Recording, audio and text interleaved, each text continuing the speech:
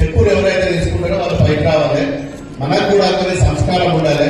మరి ఇందాక మేడం గారు చెప్పిన దానికి ప్రతి ఒక్కదానికి కూడా మేము ప్రభుత్వ అధికారులతో పాటు ప్రోటోకాల్ ఉన్న వాళ్ళు సహకరిస్తే బాగుంటుంది. కొన్ని చిల్లర పనులు చేయకుండా కొన్ని విజ్ఞతగా ఉంటే బాగుంటుందని చెప్పి మరి నేను చెప్తున్నా.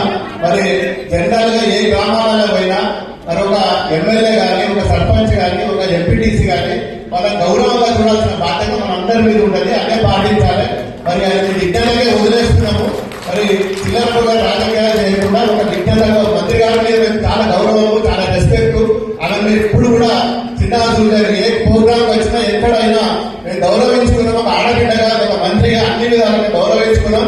అదే తరహాల భవిష్యత్తులో కూడా మరి మేము చూసుకునే బాధ్యత మా మీద ఉంటుంది. కాబట్టి అన్ని కార్యక్రమాలలో ప్రభుత్వం కానీ, ప్రభుత్వ అధికారులు కానీ, కలెక్టర్లు కానీ మరి ఒక ఏదైతే ప్రజల కోసం అందరం కూడా పనిచేస్తున్నాం అదే విషయం ఇందాక మంత్రి గారు కూడా చెప్పారు. అందరం కూడా ప్రజా ప్రతినిధులు కాబట్టి దీనికి అందరూ సహకరిస్తే బాగుంటుంది.